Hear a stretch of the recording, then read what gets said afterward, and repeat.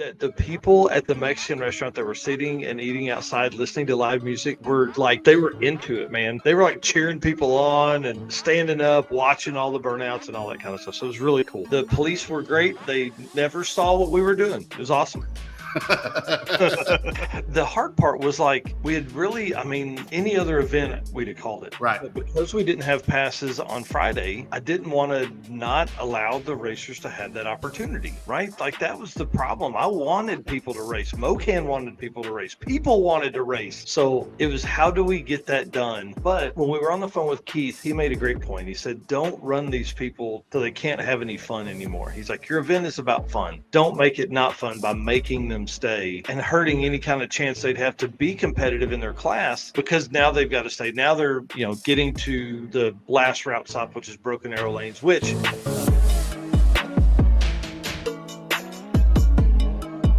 guys, you're not looking at Eric over there. You're looking at Pro as the guest co-host tonight. I'm so excited. Guys, welcome to episode 112 of the Drag Driver Pete Show presented by Summit Racing.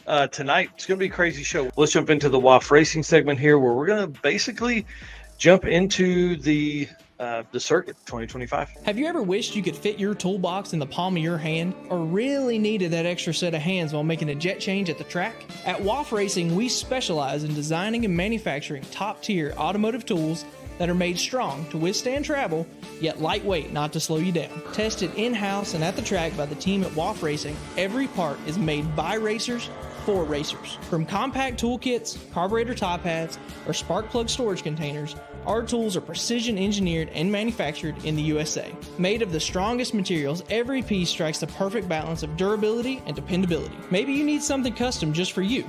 We do that too. You need WAF Racing in the passenger seat for your next drag racing event. Head over to wafracing.com today to take your racing experience to the next level. WAF Racing. Design, build, race.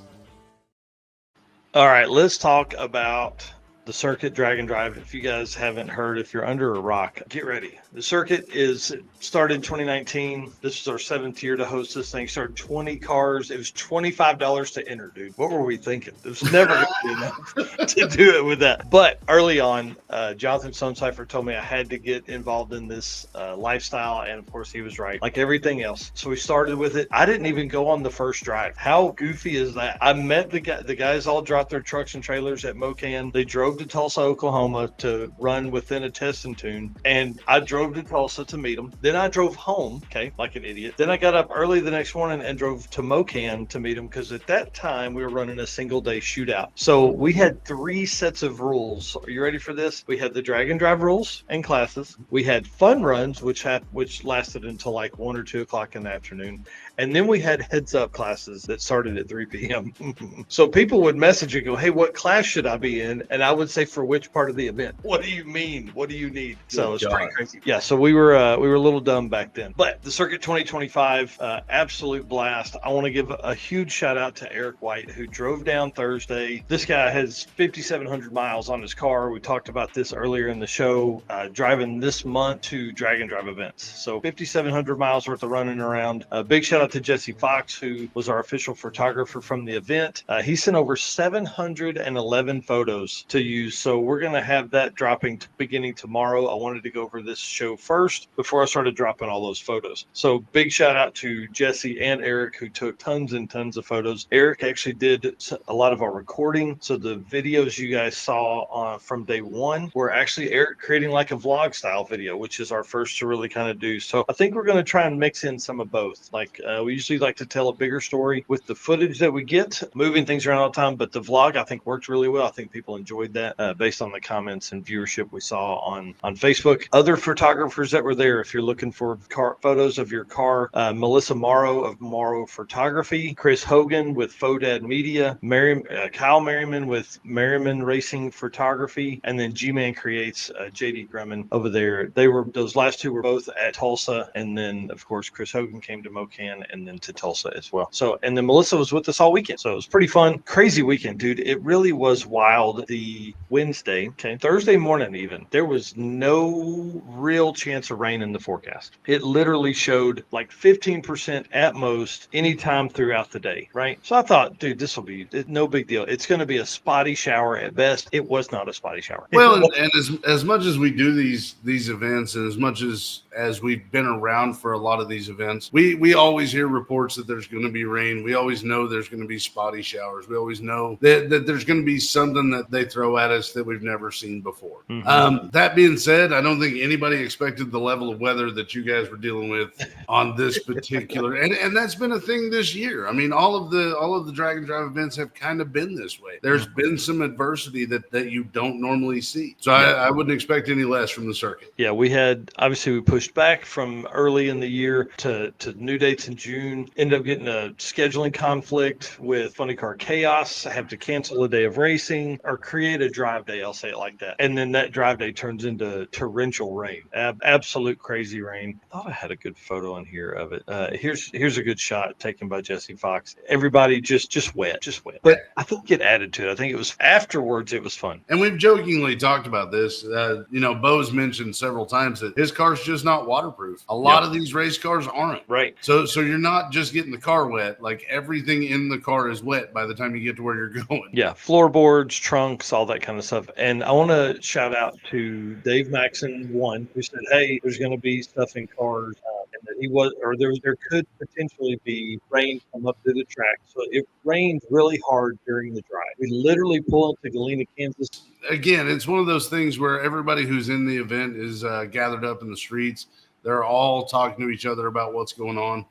It was really nice to see everybody just get a chance to hang out. Mm-hmm. Because you know that once you get into this event, it's not going to be that way. You're not going to have that kind of time. You're not going to be able to do that. And that's one of the things Doherty talked about on the show the other night. You know, it was almost one of those things where it was just as nice to be able to do burnouts, to be able to hang out, to be able to have that block party. It was almost as nice to do that as it was to do the racing. And I appreciate him saying that, because when we really started talking about it, it was, I was nervous because we were taking a day out of racing. Red Hat Scotty here says, block party was great. Low voltage, Brandon Hayes for burnout of the night. That is for sure. If you haven't seen our short over on YouTube, you need to go watch that. Man, that dude just laid it out. What was really cool is, like, typically when we go into a town and we do big burnouts like that, everybody hates it. That's a normie. The wind was blowing in the correct direction that the people at the Mexican restaurant that were sitting and eating outside listening to live music were like, they were into it, man. They were like cheering people on and standing up, watching all the burnouts and all that kind of stuff. So it was really cool. It was dinner and a show. Yeah, it certainly was. And it was impromptu. We did not set that up. We may do that next time. We may set up some kind of burnout deal next time. The police were great. They never saw what we were doing. It was awesome.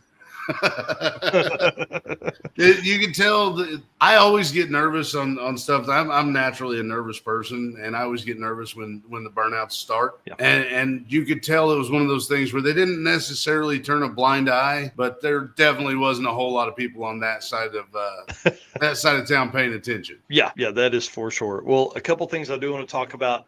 Jack Crawford fixed his transmission cooler, stacked two cheap O'Reilly's coolers together, and made it work. Put his fan on it and all that kind of stuff. That ended up destroying a brake pad, and it was super hard for them to get. So they had to actually resurface it in the parking lot on the concrete to get the glazing off from transmission fluid sprayed on it at temp. So that was kind of interesting. And then jabbed himself in the wrist, and any other area around his wrist, and he probably would have made it. So Crazy weekend for Jack Crawford. Crazy weekend.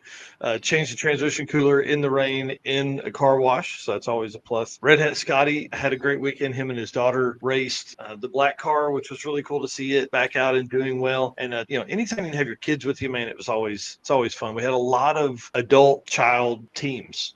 Dustin Peterson, another father-son team there. I mean, there was a lot of times where these regional events give the opportunity to bring the kids out, because it's not as long of a weekend. It's not a week long, super hot, all that kind of stuff. stuff because, with the rain came cooler temps. So the block party had great weather for no rain. We had a wall cloud that I thought was fixing to absolutely destroy us. Didn't do anything, not even sprinkling, didn't even think about it. But it hung out. We raised $460 through belt sander races, which was awesome by Gearhead Curios. And then the valve cover races, we had people build valve covers to come out and do that to race. Ended up raising $460. Had the Pro Tree tournament put on by Camp Counselor Bob. It was really fun to do all that. So as we're leaving Galena, there's like no rain. Dude, we were like, okay, it may rain overnight, some big deal. Nope, rained 5 hours the next morning, from like 7 to noon. So rain is it hated me. It hated me, to be honest with you. Well, and you found a way, you persevered, you got through the problems that come along with this. And that's, again, that's something we've seen with a lot of events this year is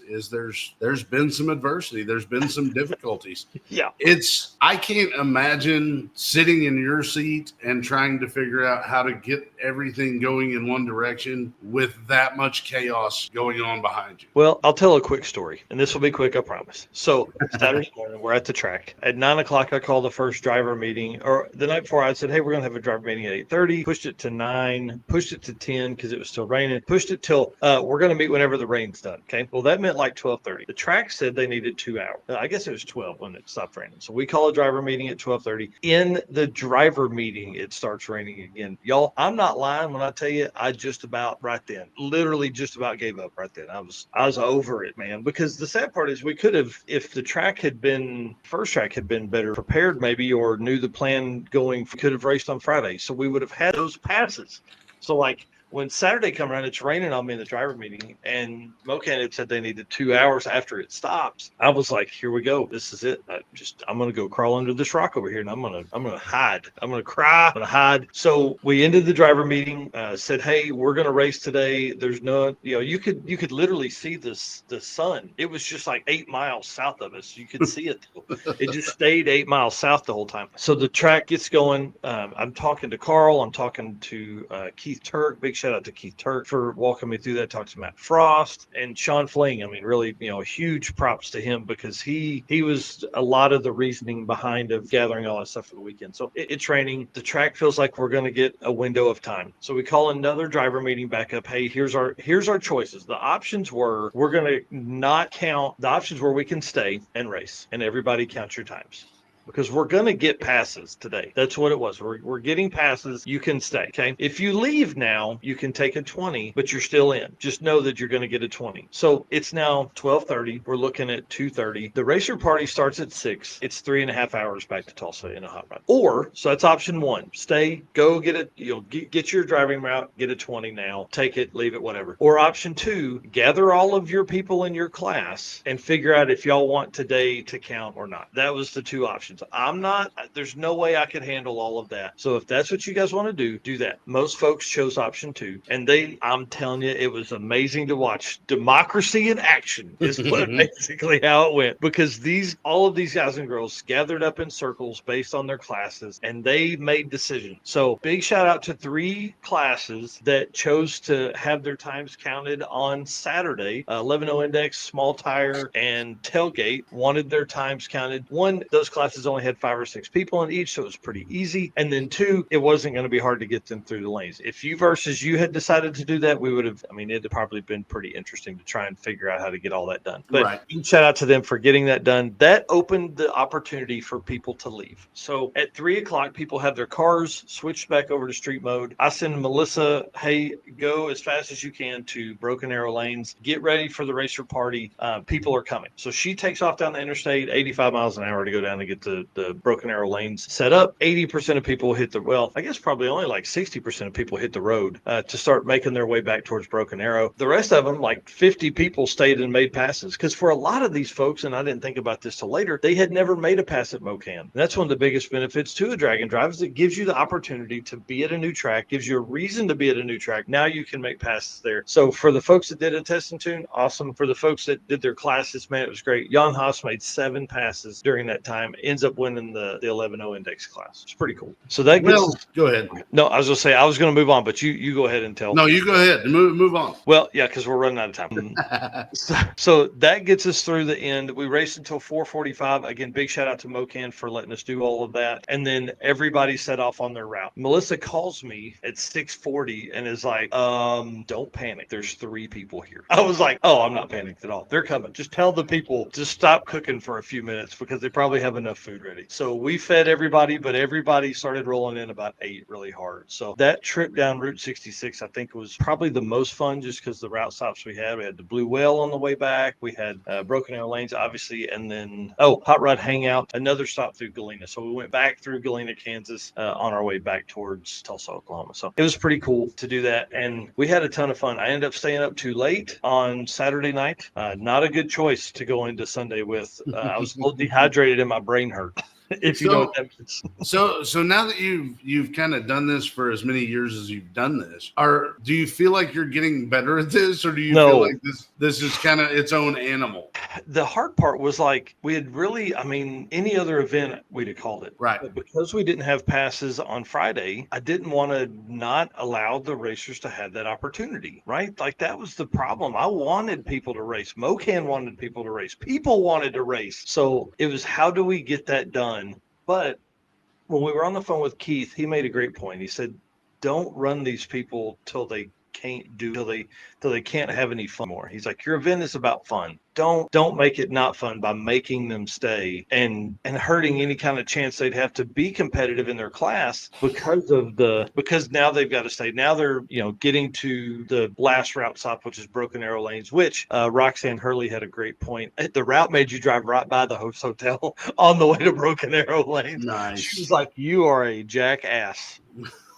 to make people do that because they were tired by then, they'd had the stress of driving in the rain. They'd had the stress of 2 days on a drag and drive now and drive right on past that route past your hotel. So anyways, I want to talk about some real quick stuff and then we'll go over the last little bit here. So we get back to Tulsa, everything's good to go. The first race is always a big deal for us at the circuit. It's always has been. It's what kicks off the event. We pushed the first race back from Saturday to Sunday because we wanted as many people there as possible. It is a grudge match between Dustin Cottle and Chris Paget after Lance Walker couldn't make the call. Sadly, he put 3 motors in that truck trying to make the circuit, so he just couldn't quite get there. It is a way for us to raise money. It is a way for people to kind of wager and place some bets on their favorite racer, and in that race we raised $1,150. Good God, dude, it's awesome, man. It's so awesome to be able to let people have fun. I think there were like 50 or 60 people on the starting line. Everybody was having a good time. We had a medical emergency during the time, so like extended it like 30 more minutes. Like it was pretty wild. So big shout out to them. Big, thank you to Dustin for being willing to do that. Thank you to Chris for being willing to do that. And then later on, well, from the night before, I found out about it at like 2 a.m. But later on, when the Group A ran, Brian Acton and Cody Walker had a race set up for $1,000 donation to the Youth Services of Tulsa. But Cody got the hit and to start at the 60-foot. Cody had not made a single pass in his car yet.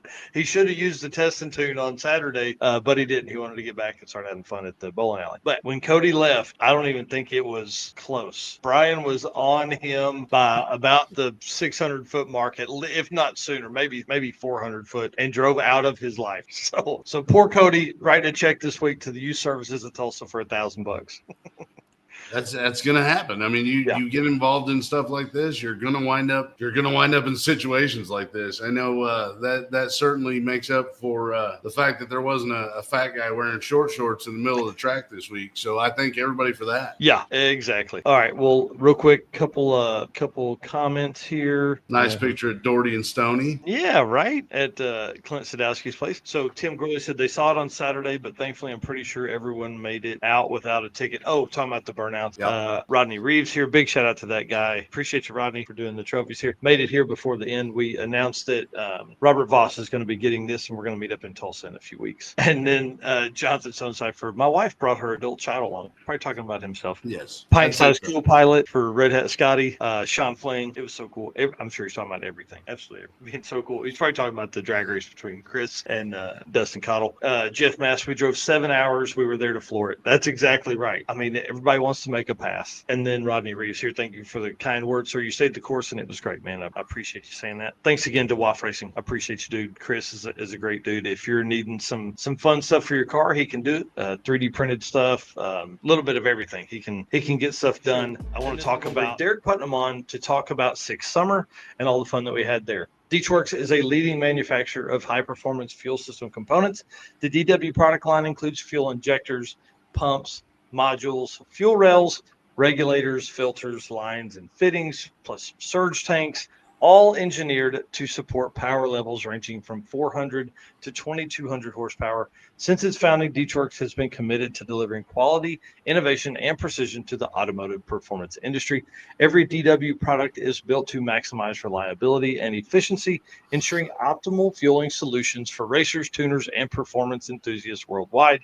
With a focus on engineering excellence and industry-leading customer support, DeechWorks continues to drive the future of high-performance fueling.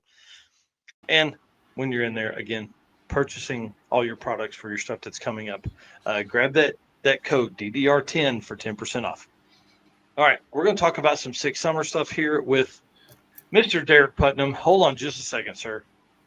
I want to make you big on the screen because you're important, dude. You're awesome. I don't think people want to see me big. That's why I sit in a tower. Whatever, man. Everybody loves seeing you up there in the tower. One of the best announcers I've ever stood in the lanes and listened to, man. I appreciate all the work that you do and all the stuff you do for SICTA Magazine. So I appreciate that. And I know you guys have talked about it, but kudos, since I just did a little bit of work on the story with the circuit about the fact that you had to deal with Mother Nature not being your friend, not once, but twice this year, and still managed to power through it. And it leads us into a nice little fact about the fact that the top 3 averages from the circuit this year are going to get SICK wild cards for SICK Week 2026. So I'm so excited. Yep, that'll get announced probably either later this week or early next week because, as you know, SICK Week has literally become the absolute just like shootout as far as fast stuff goes. Yeah. So trying to get people in there is hard. And Tom and Luke came up with that idea and decided to do it. And I think we're giving it away at, I think it's a dozen, if not 13 events this year. And yours is one of them. Yeah, man, we appreciate that a whole bunch. And I tell you, there's some fast stuff there. Some fast dudes are earning that for sure. Absolutely. So similar to what you dealt with, not quite as much though. We had a very eventful Six Summer presented by Motion Raceworks. It was not quite 2 days of rain, but there was definitely a lot of driving in the rain. We heard of some hydroplaning, got some great photos at a lot of different stops. Unfortunately, the rain did bite a couple of people that they had to DNF because of it. But otherwise, it was a pretty solid deal. 344 cars started. I think we ended up with about a 19% attrition rate, a little high compared to what we started with originally, but it wasn't too bad. I think we lost 68. Yep, 19.8%. So yeah. I think that's becoming the norm, man. You know, like it's I think people are really pushing their cars much harder than they were maybe early on. It's funny that you bring that up because a lot of the stuff that we saw happen at Six Summer compared to Sick Week, like last year, for example, at Six Summer, the first 2 days, the air was sub-zero DA. It was in the 50s. So there were people that were actually running pretty fast, including Bryant Goldstone. Mm-hmm. And this year it was warm every single day. You obviously joined us for 2 days, and Eric and his dad joined us for the rest. And it was great seeing him. I know he has to, I don't know how both you guys are honestly sitting up straight, considering that you had to do 3 events in a row, basically between Mega Week, ours, and then the circuit. So yeah. I don't know how you do it. He's like, dude, I don't want to do anything for a little bit. He would have been on the show tonight. He just had other stuff come up, but yeah, we should have taken this week off, to be honest. Yeah, a little bit of a recap and actually feel like a normal tired person, not a steamrolled over person. Yeah. So, there's a lot to talk about here. I mean, some of it has been discussed by you. I know you went over a little bit of it before the circuit last week. You talked about it a little bit on Saturday last week as well. What's to be said? I mean, Bryant Goldstone continues to just absolutely body slam people. It's crazy, dude. Like, listen, when we left Mega Week. That Saturday night, him and I were standing there, and he said to me, to my face, "Ah, man, I think Drag Week's the next one for me." And then shows up there, dude. I was like, "What are you? And were you crazy?" So Yeah, he's and crazy. it wasn't like he went to puppy kick either. I mean, he had Mm. solid competition. I mean, Yep. Alex Taylor, Steve Morris, the Deal brothers. There were a lot of Yeah. people that were there that could run in the sixes and did run in the sixes. So it wasn't like he had an easy go of it. And he did have one day at Tri-State where he didn't make the best run on the first one. I mean, it was about, I think it was a 725, but he wanted another all 6 second week and got it, and ended up putting together with the lanes closed, the 666 at Tri-State, and ended up getting a pretty solid 664 average. Now, granted, that's a little slower than what he ran last year, but again, we were much warmer this year. So, Well, and there's no way they maintenance the car, to where you would have the motor out or anything like that. There's no way they did. So they just came off of, 10 passes plus the whatever they do in the shootout, and no, it had to be more than that. They had to make 20 something passes that week at Mega Week. that's And true, because they would have had 4 every single day. Yeah, and then drove 1,300 plus miles, and then drive all the way home, turn around 3 days later, and drive all the way to you guys. Yeah, I don't know what the problem he had at Tri-State was, but the car wouldn't move off the starting line. I'm assuming it was something either in the rear end of the transmission, but he got it fixed in time. And at one point, it was looking a little like, okay, we might have a swing here. So, I mean, he had a 725, so it would have been hard for Alex or Steve to overcome him, but I was doing some work. I don't think this is exactly accurate, but considering that Brian first started doing drag and drive 15 years ago, this is his 15th year, and he, I believe, now has 15 wins. He only has 3 DNFs. Wow.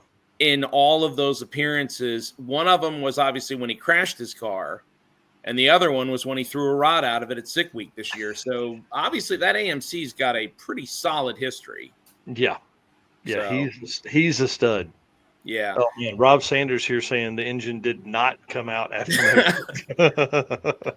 Rob got thrown right into the fire, but thankfully he got what, in my opinion, he deserved. He got a very well-deserved Gear Vendors guitar, which is something that Rick Johnson started doing this year. He started giving the overall #1 average a guitar because he said, I feel like the co-pilot in the car's that quick do just as much work as the driver. And Brian agreed. He said, I'm glad that he's doing it. So yeah, super cool, man. That's absolutely insane what those guys have done with the event.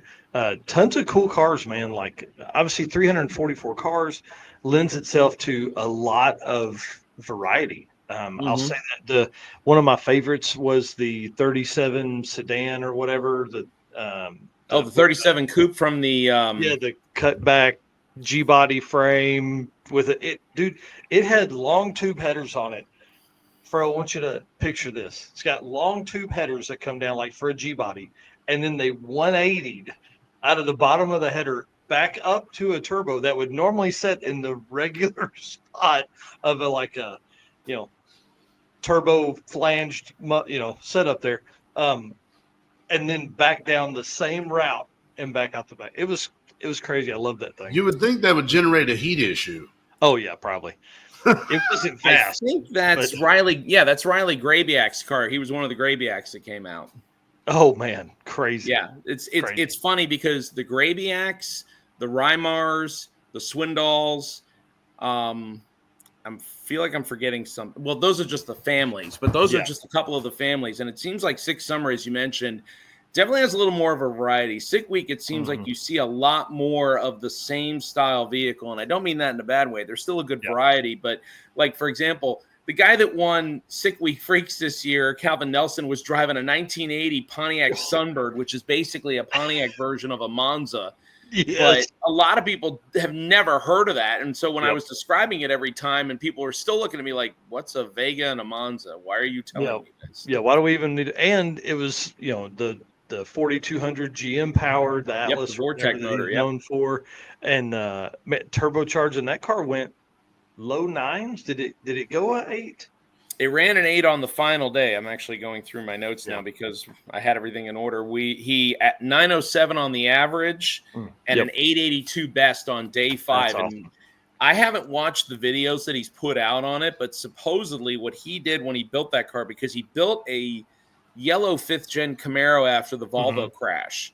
And he basically stated that he wanted to put something together for similar to the $10,000 that Cletus McFarland did in the Cheap Car Challenge. Obviously, he wasn't entered in that. Yeah. But the fact that he managed to throw something like that together and not only completed the week, but did it with a pretty solid average is, that's something to be said.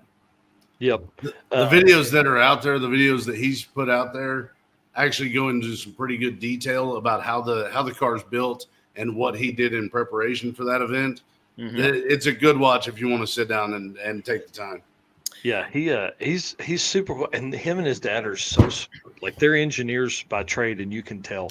And it's really fun because they, for a long time, did like the Grassroots Motorsports $2,000 challenge, and that car won one year at that. And I mean, ran, I think 9s or 10s in the quarter mile on like a $2,000 budget.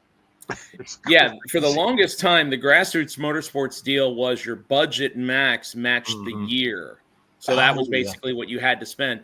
Unfortunately, if I remember correctly, they unfortunately had one of the cars that they were competing with in the Grassroots Motorsports deal stolen, and they couldn't find it. So the other big thing, since Fro brought up the whole thing about them building the car, the biggest thing that I would tell you to go and watch at Calvin and Andrew Nelson, that's his dad, who actually ran a supercharged 3rd gen Camaro in Dial Your Own that week during Six Summer, is watch all the footage from their Volvo crash from Sick Week a couple years ago. You look about how well built that car was and how safe that car was. And there are some things that I don't want to go into detail about, but it's one of those things where when you watch it happen and you realize how much preparation him and his dad made in safety's sake, and then what happened still happened, it's like, it kind of makes you look at safety a little bit different in this. Oh, yeah. Yeah, and Andrew for a long time struggled with his shoulder. I mean, I'm sure he probably still has some mornings where he's like, "Man, that hurts." But his vision even got affected. If I'm not mistaken.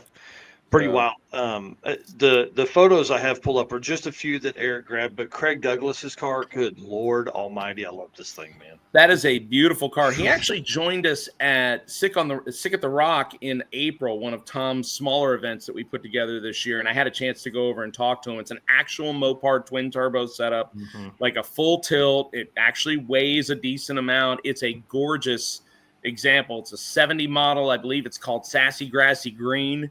And he ran 5.0s in 8th mile competition at Rockingham. And then I think he averaged in the 780, 790s at Six Summer. So he actually ended up finishing top 3 in his class in what ended up being a pretty interesting deal, considering that originally Heavy Metal was pretty much looking like Clark Rosenstengel was going to run away and hide with it again. And then he had transmission problems on day 4. And that put Jesse Nelson at the top. Douglas was second with a 788 average, and a 792 average was Craig Edwards, who has a beautiful Sunset Orange Metallic 2002 Camaro that's been running NMCA True Street and now he's getting into drag and drive stuff. It's a gorgeous car. Yeah, that car was nice too. How about Mr. Sam? Mr. Sam, 89. Come on, man, that was so cool. Dude, if I can have even a quarter of the amount of cool factor and how much he appreciates being able to do what he does at his age of 80, I consider myself set. That guy is so happy to be out there, whether he wins, loses, whatever he runs. You could see it in his smile every single day when he interacts with people. And I think everybody was more excited about that than they were about seeing something, like, say, some record-setting number. That was just insane, considering that truck ran 1130s the year before. Right? Yeah, they've got it worked out for sure. And I mean, you're talking about a guy that, goes out there and is just having a blast, man. That was really cool. Cameron Alley, dude, what a show. What a show. Wow. And there's Calvin Nelson's car on the near side, too. So Cameron Alley, the guy who ended up finally conquering the mountain after 3 years of beating on it, he finally won 6 street race with his dad. They have been doing it with us since we started Six Summer. He's finished second twice. This year, he was one of, I want to say, 3 guys that came in on day number 1 and ran like an 851 something. I think everybody basically just made it to where it was like, okay, we're going to make this a slugfest just to begin with. So basically, he comes in and is in the play. Last day he goes 8:51.4 back to back, and you could see that he just parks it at the rear of the staging lanes, like defeated that he can't run quicker. So then he just sits there and kind of watches everybody else kind of pick away at it. And Brian Acton can't run quicker, which is honestly a surprise when you consider Brian's reputation and how well he's done. And Randy Bellahar with the Nitrous 68 Firebird also does a really solid job, and he couldn't run any quicker. So it ended up being where Cameron Alley ended up winning with an 8:52 average with a 4. Acton was 8:52.7. Bellahar was 8:52.9. That's so crazy. Yep. That is Not a strange thing to have happen at Six Summer. You and I have seen it before just last year. Yeah. What separated, like a thousandth separated second and third last year, or first and second, something like that? It was so tight. 6 10,000 separated first through fourth on day 3 last year. It ended up kind of spanning out a little bit, but I want to say it was close. I think last year it was like 5 or 6 thousandths by the end on one, and I think it was 7 to 8 thousandths on the end by the other. So it was definitely one of those rough. Yeah. 8 thousandths of a second on one and 9 thousandths of a second on the other. Yep. That's why I love that class so much. Is those guys are so hardcore. I saw, Jeremy Ortiz in here making comments earlier. Another guy that's just in the middle of that class, just eat up with it.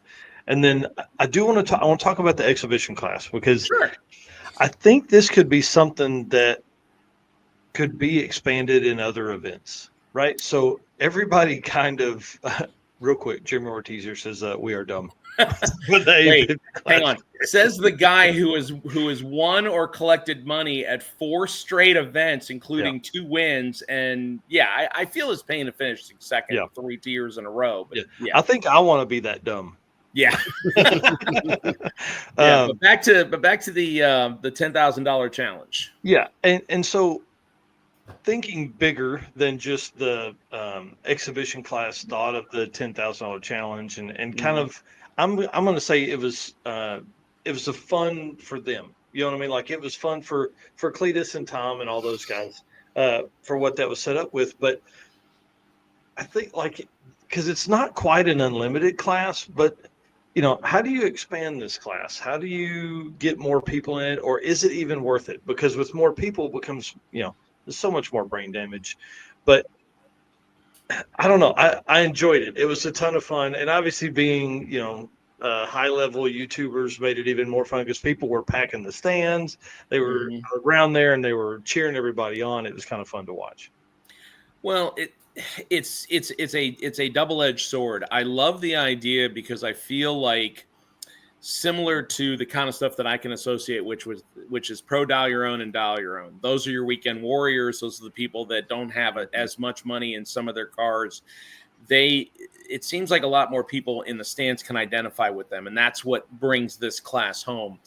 The only issue that I see with it is, if you tried to do something with it, let's be honest, there were some gray areas, and it's all in fun until you make it a class with a competition. There could be and as we've already seen, there could be no money involved in it. There could be no prize money involved in it, but just knowing that you could win is going to make some people try to find the loopholes in the rules. And then the issue that I think you would run into is, how do you realistically keep track of what does somebody spend for $10,000? Because unfortunately, lots of people do have cheap throwaway parts or stuff they pick up at a swap meet where they're legit, but then other people are exploiting the gray area, and maybe they're not doing that. So I don't know. I'm not sure what route you go with it, but it was really cool to watch just how fast people could make cars if you spend the money in the right place. I mean, even Tom's car, he bought that thing on day 2, and it was a 12-second car, and he made all the right moves, and they worked it from a 1060 car to a 9.0 car by the end of the week. Actually, I think it ran in the 8s on the last day. I think they're 890s, 891 or 890 with the 7 or something like that. Anyways, And hey, listen, safety. You go making the switch to a big block is for safety reasons. I don't think I want to put that much. We're going to run through this motor. I needed a big block. Well, to be completely fair, I have been told by my engine builder that when you're using a cast block GM standard block, not a performance one. There is a limitation that you're only going to spray so much through it before it decides it wants to come apart. Fords are that way was too. the safety. Yeah, it Yeah, was safety. exactly. I did enjoy Tom's video about that, of him picking up the stuff from Schroeder Ends, John Ends. That was a good one. Them kind of walking around talking about parts that they had picked up here and there. That was kind of fun to watch. I enjoyed the heck out of this class. I think it was really fun to see. The Cheap Car Challenge is always a good idea. No, I agree. I feel like, again, like you said, there's definitely things that you can do. Nice comment by Robert Voss. Yeah. I don't know. I mean, I guess we'll see how it works out. I mean, again, you've got 5 or 6 cars now that are built that are within those rules. So I don't know what happens to them at this point. We'll have to see. And I think you're right. You've got to keep it to a certain group of people that are going to talk all the time. Like somebody that's not within that tight circle, it's going to be really hard for them to get in the middle of that. So here's what I pose to everybody that's watching this. Go out, find you 3 or 4 buddies, and y'all put a cheap car challenge together. Let Derek and I know what you're doing, which event you're going to hit. We want to keep up with this stuff, right? I mean, like, we want to know if you're going to go to 6 Smokies and you and another buddy have a challenge for the cheap car, and like, you guys are going to watch your budget and all that kind of stuff. We want to know this. I don't think the cheap car challenge stuff is something a promoter wants to be in the middle of, because it is hard. It is very, very hard.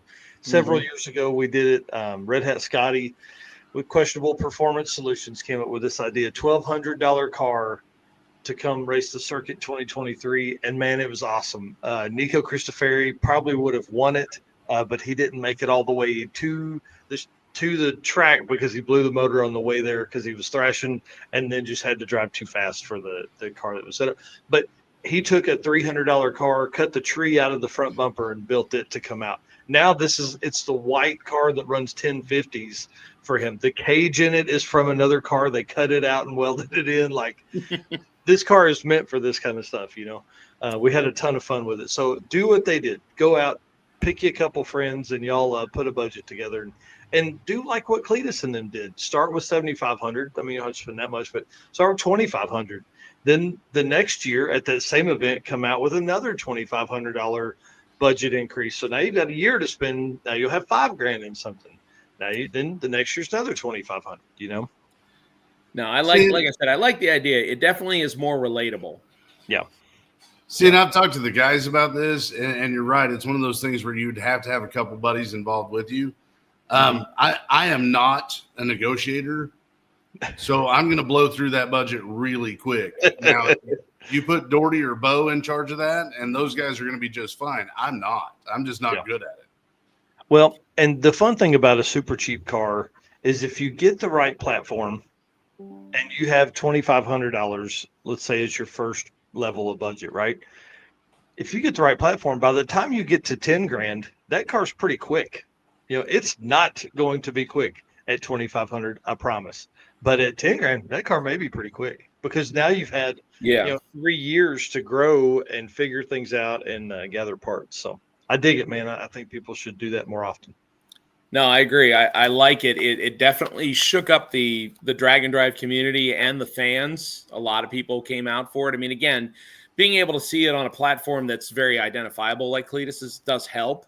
Yeah. But it's one of those things where I'm glad that he took a step back and said, okay, let's do something where it might be a little easier for us. We're not stressing about it as much. It allows us to interact with the people a little bit more. And again, it's more relatable. And if you consider the fact that when he started, that was what he did. He did it with a car that cost him, I think it was $5,000. It was a relatable deal. And I feel that's what people can kind of get on board with nowadays. Don't get me wrong. People still show up to big events because they want to see big numbers. That's what brings out fans. But there's also room for something where I can identify with that. That class makes sense to me. Those cars look familiar to me, that kind of thing. Yep. And I think that's one thing, like, that's mine and your job, right? Is to not only talk about the fast stuff, but also tell all the stories of everybody else. Like the folks that are making comments are like Jeff Mass. This is hilarious. He says the engine in the Valiant was $60 off marketplace, right? Yeah. Like those cars have such a great story that I think we end up bringing people into the community because we're talking about it. And you do a great job of telling those stories. Anyway, sorry. Back to Six Summer. We got on the side. So what stuff did I miss by going home after day one? And I'll tell you this: if y'all had gone the other day, if y'all had gone to Cordova or whatever the not Tri-State, what was the other one? Yeah, Tri-State. If y'all had gone to those two on Tuesday, I'd have stayed, but I couldn't. It was the wrong direction. Yeah, no, I understand. Like I said, we talked about it, and I'm glad that you and Eric were able to join us when you could. So we talked about Bryant Goldstone. We can't not talk about the Deal brothers. I mean, considering what they did, they set history. Huge shout out to them. Yeah. Yeah. I mean, and they've been working at it too. They've been competing with that car since we started. They've been to every Six Summer, considering that they were at Sick Week in much, much better weather conditions and didn't crack a six. The best they ran, I think, was a 7:15. They had problems all week. They come out here and right from the get-go, all sixes. So you set 4 records. You set first car ever to run sixes in Super Street, first car ever to have a 6-second average, first car to ever run sixes all week, and it's brand new records on both ends of it as far as individual pass and a overall average. So they reset both of those. It was insane to watch them do it because it truly is a Herculean effort from those two. When they came out to Sick Week and they didn't do well, they went home, they ripped the car apart, they constantly go out and test. As a matter of fact, they were at Byron the day before we started running the MKE River Redemption race, and they won the streetcar class. So they were there beating on it early just to make sure that they had a tune-up and they had everything figured out. Yeah, they did a great job, and they do a great job. They really are motivational, man. I'll tell you, it's inspiring to see them go out and do that. And for Sick Week, they had not planned to do Sick Week. That was their whole thing. They weren't going to do. They were going to skip it and come to Six Summer. Right. And, couldn't talk themselves into it. Showed up with a car that had been finished for just a few hours. I think some of the paint was still wet on it. So no, it was. It literally had just gotten finished. Yeah. Yeah. Crazy. So a couple of the other things that are interesting to talk about, Mark Arblaster, an Aussie who came out, and I never found out why, but his 80 Malibu ended up getting slotted into Unlimited. I don't know why. I'm not sure if it was a floor and firewall issue or if it was some kind of a combination issue or whatever, but day 0, he blows up the transmission, comes up to the tower, asks for a rebuilder. I said, "What's the phone number?" He goes, "I don't have a U.S. phone number." So it looked kind of dim for him, but considering that, unfortunately, we ended up losing Timothy Blythe, who unfortunately crashed at Tri-State. Thankfully, he's okay. And Nick Cryer, who ended up going out with, I think he spun a bearing after driving all the way back on day 4. So he was one pass away from finishing with his first time ever with that 33 Ford. It was a beautiful car. So Mark Arblaster with I think it was a 970 average ends up winning, which is a little scary, a little weird, but hey, I mean, he was very appreciative. You could tell he was tired too by the end of the week. Oh yeah. Those guys had it rough for sure. So, modified was an interesting deal.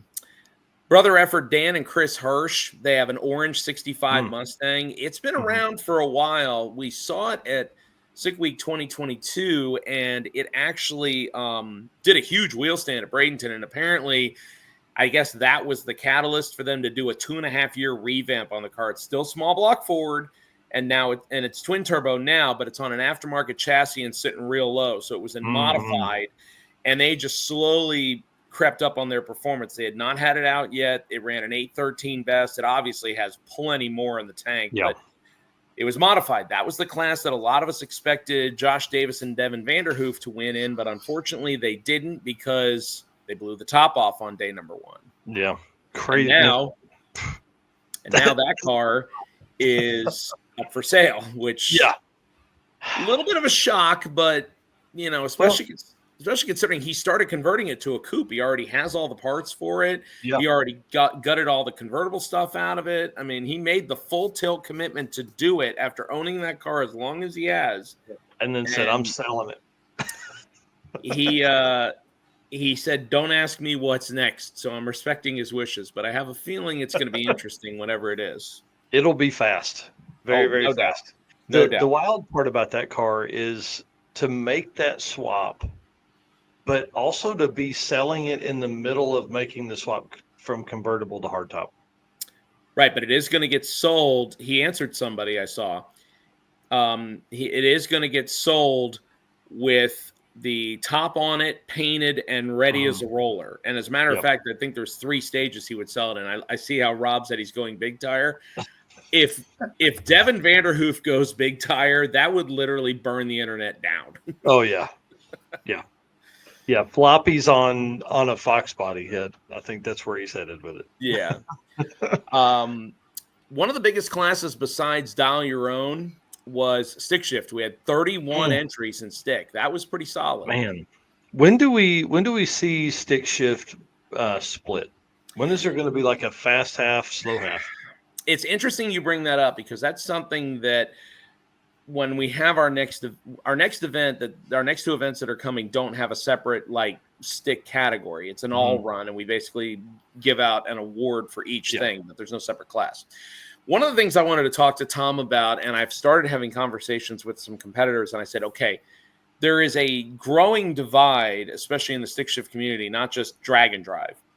But like, for example, the top 10 stick shift cars, and we're talking H patterns, no inlines, no clutchless, none of that stuff. You have to run, I want to say, like a 692 or something to get in the top 10 for an H pattern stick shift car. Now, granted, yes, nobody has done that in a drag and drive car yet. But like you said, there is a growing divide because the problem is you've got a bunch of cars that are 750 and quicker, but then as soon as you get to a diaphragm style clutch, it's mid to upper 8s and slower. So the question becomes is what do you pick to become the deciding factor in something that has always had a very loose rule set, not just with us, but a lot of other drag and drives. Oh, yeah. And then how do you enforce it? Because if it's something where somebody has to crawl into the car constantly, it's like, okay, is the juice worth the squeeze or not? Right. And you don't want to turn it into an index because you don't want like, because then it just becomes a 10-0 index. Because that was my thought. Like, do you split it at 10-0? But you can't because then it becomes a 10-0 index race. And that's not what you want. You want these guys to be able to run it all out, but you don't want like a guy like Rich Guido at the same time to really, like if Jeremy Howell and Chris Fegley and those guys show up, like if they finish, they're in the front. But that's why stick shift racing is so great in drag and drive anyways, is because of the violence. No, I agree. And like, for example, to try and wrap this up so I don't stay on the subject for too long, the biggest, well, you did say you ramble, so I'm trying not to. One of the biggest things that I would say that you do run into is trying to have the same field of stick cars, as you mentioned, is difficult. Like, for example, when I announced Texas 2K earlier this year, there were a bunch of them at it, but then several broke. So by 2-3 months later, we still didn't see the number 1, number 3, and number 1 or number 2 and number 4 and number 5 and 6 came out. But as soon as people break and they're running pretty exotic stuff, or they're running stuff that isn't as readily available, then it becomes is a 9-second car going to win the stick shift class at this? And people are scared to show up because who they think is going to be there. That's where we're getting to. So I'm with you 100%. I feel like at some point it does need to be, for lack of a better way to say it, there does need to be something done with it. But I don't know if we're at that point yet. And I don't know if we want to have, similar to Cheap Car Challenge, if we want that level of scrutiny to be involved with a class day to day yet. Yeah, that would be tough, especially for drag and drive. Is this really weird? It's so grassroots and for fun that you don't want to make it hard. Like our rule sets are pretty wide. A lot of stuff fits. It's really worked well for so long, but we are moving into the 3rd decade of drag and drive now. It's time to, we may need to start looking at it. Yeah, no, I agree. I mean, it's one of those things where after Jeremy did what he did, and like you said, there's been a couple other people that have run in the 7s, and some of them have not done it in stick competition. Ironically, Jeremy Howell with Flat Fox did it in, I want to say, either Super Street or Modified at Hot Rod Drag Week because they didn't have a stick class. They have a shootout on the last day, but they don't have a stick class. Yep. And I think that based on what his car has run in testing, you would think he'd be the first guy to run in the sixes, but I don't know. Are there Yeah. builds that are going on by people because Oh, they I'm know sure. that, some of them don't have weight restrictions, some do. Mhm. So I don't know. Anyway, the point is that it's a feel the story from Six Summer for me was a feel good deal because guy by the name of Bob Gruber, who they actually call Banger Bob, ended up winning the second year in a row. Now, for Yes. those people that forget, this is the same guy with Nick Larson from Streetcar Shenanigans Performance. Last year, they looked like they had a yard sale at Motion Raceworks. The man. entire car was apart in the parking lot.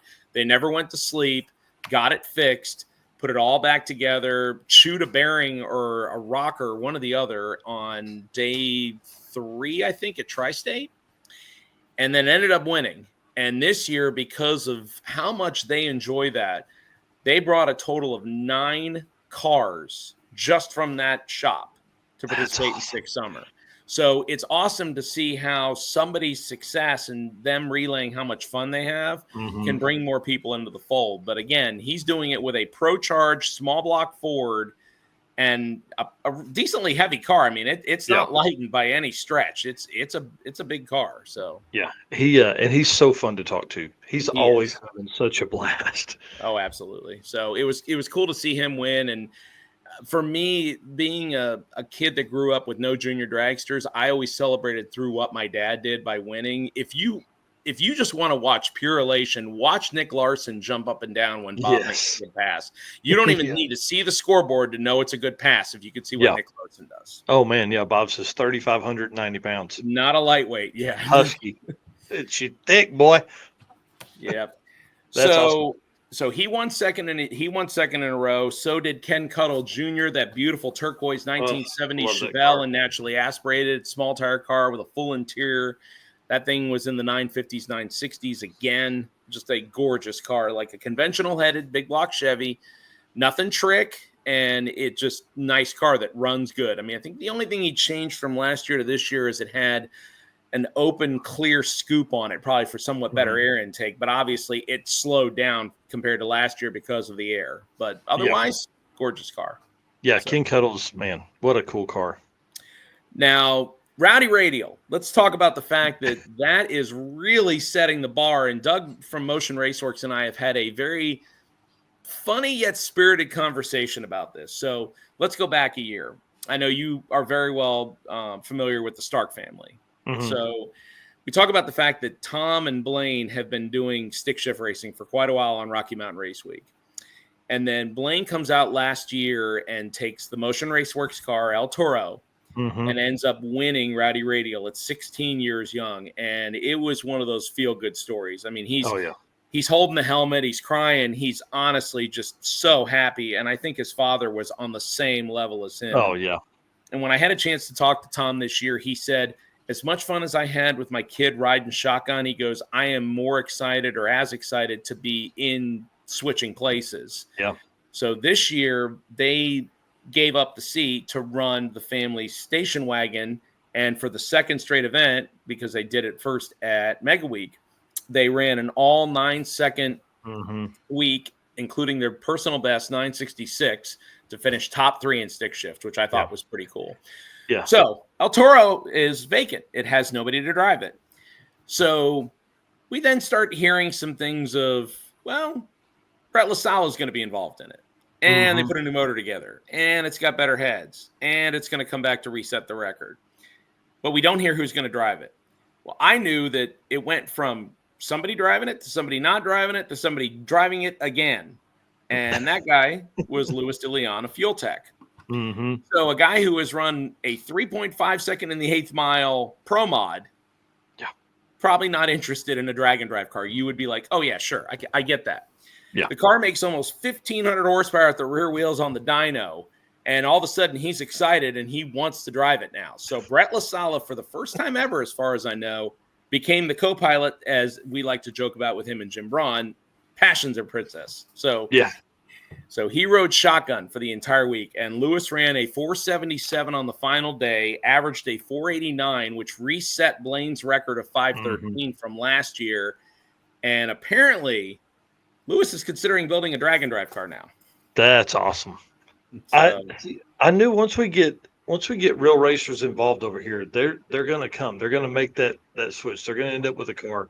And the crazy part for Blaine is like he couldn't. I mean, he was really most likely limited because he couldn't get on the brakes hard enough in El Toro to get. Correct. He couldn't go quicker. He couldn't post up a time slip quicker than 850.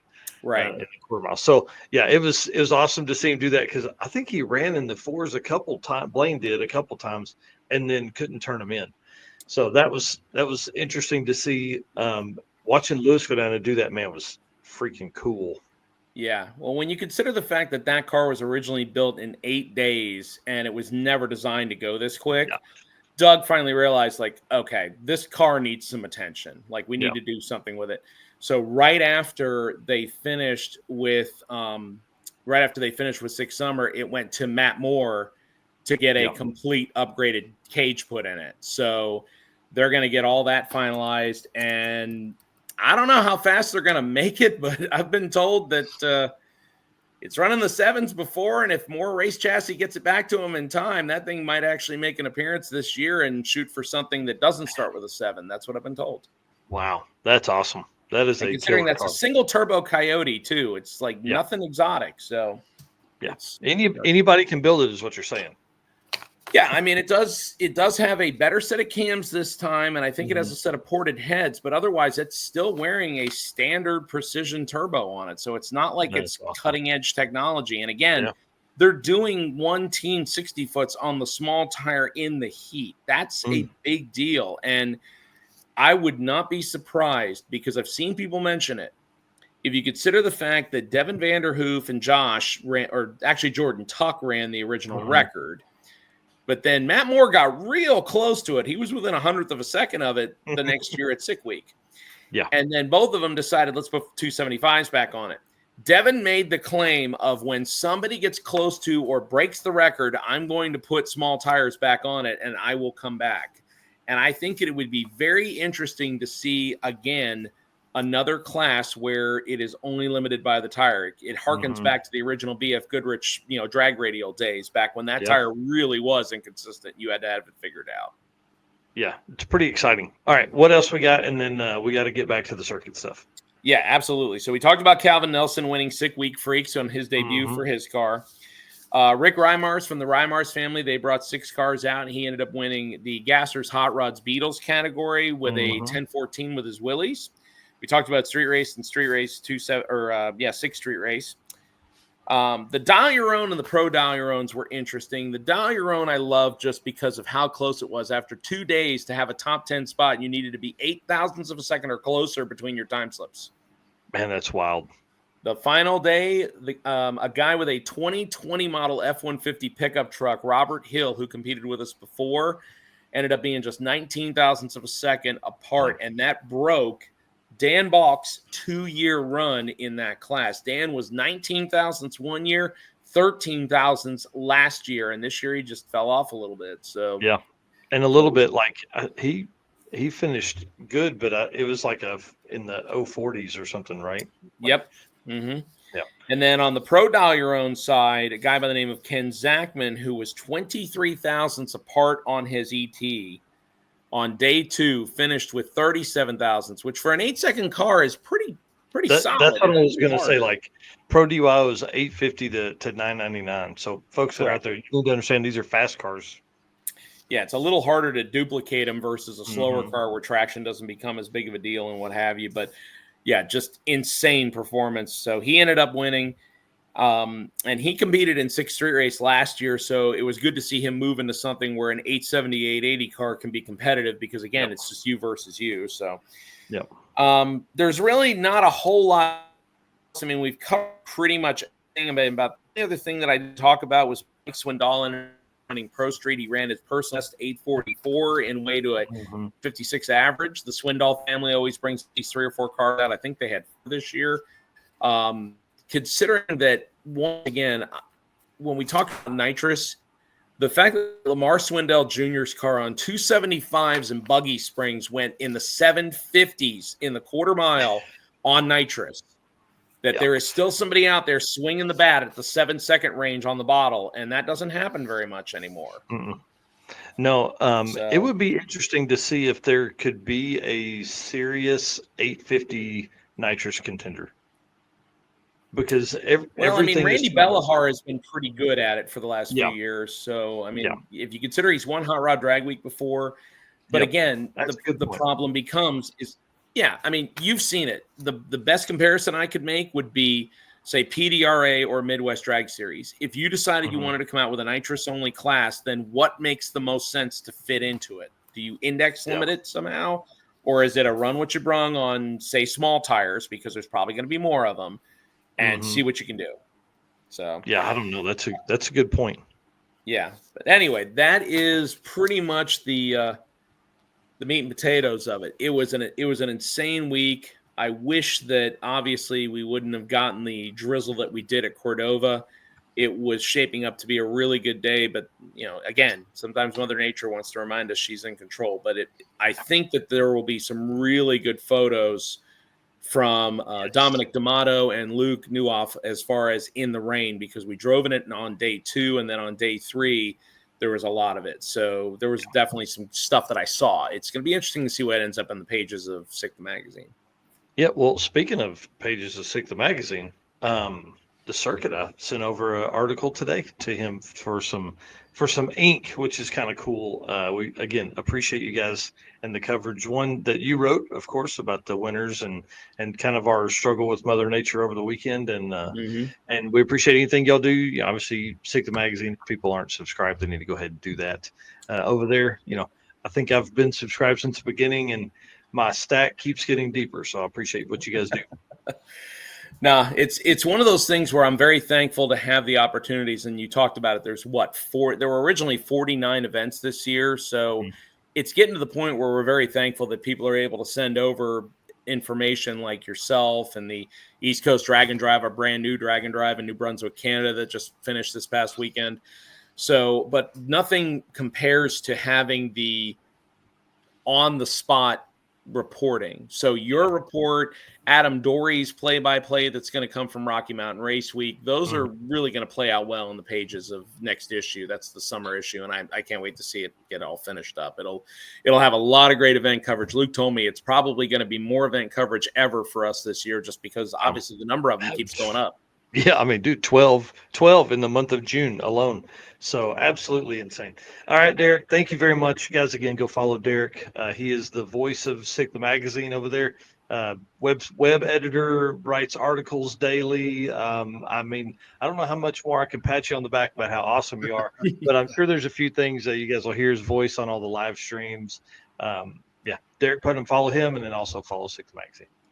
Mike, I appreciate the time as always to talk about the SICK stuff. And again, thanks for all that you do with Drag and Drive Repeat. Hopefully look forward to seeing Eric back with you next week. And thanks for the time. All right, buddy. Thanks again, man. We'll see you soon. So have a good one. All right, bye. All right. I want to say thanks to DeechWorks. Again, that segment brought to you by them. Again, code DDR10 for when you're looking for your next fuel system upgrade. Go hit them up, guys. We're running about the 668 index. That was a ton of fun. Let me talk about Waffle House first, dude. I think we probably spent, there was $5,000 worth of Waffle House eating this weekend. I didn't pay all that, obviously, but there was a lot of Waffle House eating this last weekend because of the circuit racers. Well, you're the only person who takes mostly sober people to Waffle House. So I mean, it's an adventure every time you wind up at the Waffle House, and you want to stick around for every last detail you can stick around for in that place. Yeah. This one here, I think there were 17 of us that took over this Waffle House in Webb City. Big shout out to Dominic for making this happen. There was actually a Waffle House in our host hotel parking lot, and we still drove 6 miles to eat at this one. So it was pretty awesome to do. Austin came over and had 6 people in the wagon with him. There had to be 1,200 pounds of men in the wagon, maybe more, as they were going through there. He was trying to do a burnout. It just wouldn't do it. So big shout out to everybody that came over to Waffle House and hung out with us. Late night snacks are always good, And we had already eaten dinner, so What do you normally I had order? to get a waffle. So if I'm eating food, I'm a sausage, egg, and cheese bowl guy with extra crispy hash browns and gravy. Perfect. Yeah. What do you usually get? Hash browns covered in chili. Throw some jalapenos at it, some onions. I'm a big fan of the hash brown. I'm not gonna do that at midnight. Oh, I do because I don't care. Yeah, the next morning would be vocal. Price you in the pay. car. Yeah. Price you pay. Mopar Nut here saying, what a great time. You guys killed it for all the adversity everybody went through. Well-run event. Big shout out to your wife and kids. Yeah, man. Melissa, I love you, babe. You were awesome. Your wife went above and beyond Saturday night late when we got back. 10 p.m. Sunday, your kids passing out water and tests. Yeah, I made them. I made them grab a cooler and go drive around and give people waters on Sunday because we had a weekend where it was in the 80s and then Sunday it was 147 degrees outside with 300% humidity. So everybody was losing water very quickly, and those girls ran around on the golf cart all day just throwing waters at people, telling them to drink it. So it's pretty awesome. Performabuilt is the official transmission builder of Drag Drive Repeat. At Performabuilt, the goal is to engineer and build the toughest transmissions on the planet. Performabuilt doesn't just rebuild transmissions, they systematically re-engineer each model to eliminate OEM flaws and to achieve the highest levels of performance. That is why they say our transmissions are not just built, they're Performabuilt. Waffle House, we got other stuff here. I just want to talk about $15,000 raise for the youth services of Tulsa. I can't say thank you enough for letting me be the catalyst that helped that become something. For folks that don't know, we donated a portion of each ticket sold to the shelter, to youth services. A portion of the shirts goes there. We did raffle tickets, raffle items, obviously donated by sponsors. We had the $1,075 from the Molly Motorsports deal, which was awesome. We had the $1,000 donation between Cody and Brian. We had the $1,155 between Dustin and Chris Paget. Like, it all added up. I mean, I don't have a final number. I was really hoping I could get time today to put all that math together, but it's somewhere like 15.3 or something like that based on my napkin math. Can't believe you didn't have time to go ahead and knock that out today. I didn't want to, man. To be honest, I'm so tired. I'm so tired. But I will get it this week. We will make that announcement on Saturday. And then for anyone that wants to go, I'm inviting you. I don't have a date yet. I've got to get with Carolyn from Youth Services in Tulsa to figure out when we're going to do the check presentation. I'm going to have the old company I worked for print a big check. I want to go over. I want to present it to them. I want to give them the money. I want cool cars there. I want it to be kind of a whole thing. So we may do it, like a Friday afternoon or something like that, so we can have more people there with cool cars. This event has grown immensely, and we had more than 200 people sign up, 153 racers signed up, 12 road trippers. It's the first time to ever do that program, and that will definitely stay. And next year we won't be so frazzled when we get down, and parking will be better for all of our road trippers. I have a whole plan on how to do stuff, and we're already looking at tracks and trips and route stops and all that kind of stuff for 2026. So, Did the weather stop any of your road trippers? no, they didn't care. It probably stopped some cool cars that were coming for road trip. But Gotcha. what we ended up happening with the road trip is it was a lot of Travis Wise didn't have his truck ready.